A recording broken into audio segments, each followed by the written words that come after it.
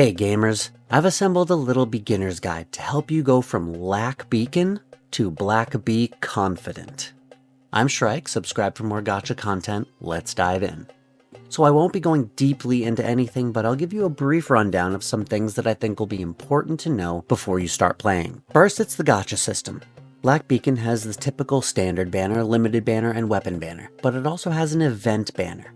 The standard banner has a one-time 30 pull selector attached, and a 70 hard pity with a soft starting, I believe, at 45. The event banner has a guarantee at 70 to get that character, and I believe the limited banner is a 70-30 rather than a 50-50.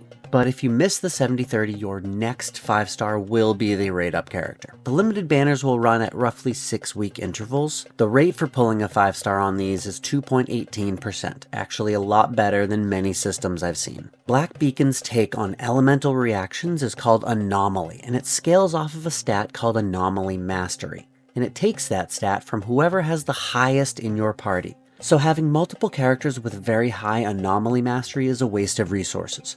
The elements are lightning, fire, water, light, and dark. As you fight, it builds up the anomaly, and then the associated effect will trigger once a certain threshold is met. For fire, it's an HP % based dot effect. For lightning, it deals extra damage on each hit, so more attacks and faster attacks will benefit this effect greatly.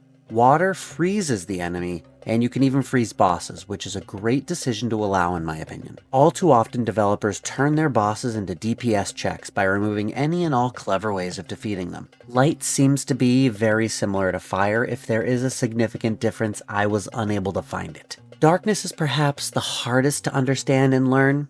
Once the threshold has been met, a timer starts and you'll want to deal as much damage as you can in that time, because once the timer ends, it will deal a percentage of that accumulated damage in a burst to the enemy. I would say about 30% of it. Some have said it accumulates the damage you take and reflects it back to the enemy, but as far as the folks in the official Discord say, it's the amount you deal during that time period. While this is fresh in your memory, let's tackle combat. Your characters can fall into 3 roles: Destruction, your DPS, Balance, basically your sub DPS or buffer shielders, and Sustain, your healers and your main buffers.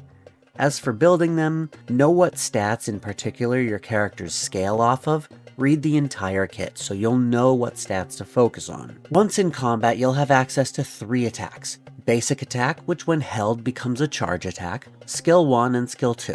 Skills 1 and 2 will cost skill points. You'll also have a passive that you can't see and an ultimate that will show up when it's available. While you're fighting, making use of the dodge mechanics, you'll be filling up a combo bar, which when activated will send your current character into a combo mode where none of your skills cost anything for the duration of the mode. So make sure you're on the right character before you activate it. Also, this whole time you'll be accumulating Anomaly, so pay attention to that and know your Anomaly effects. It's possible to have more than one Anomaly effect active at a time. This is called overload and can be very powerful.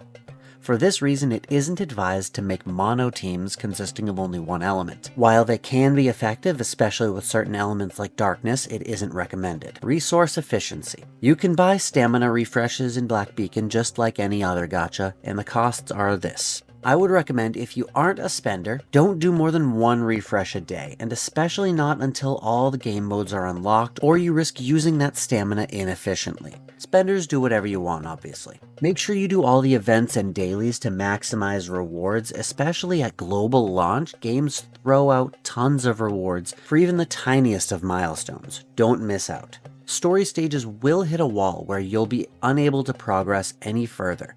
That's when you'll want to pivot and farm resource stages. Don't bother farming XP books, there are more efficient ways to get them later, and other things are better to farm in the meantime. Wait to farm skill level mats until you've unlocked the highest level dungeon. In Babel Tower, upgrade Field Station and Trade Station first. Who to aim for. Resources are limited, so don't level every character you have. My recommendation is to avoid investing heavily into Shamash, but Zero and Ninsar are both good. You'll get 0 dupes for free just by playing, and she's a very solid buffer. Apparently Ninsar is actually completely busted if built as a burst DPS.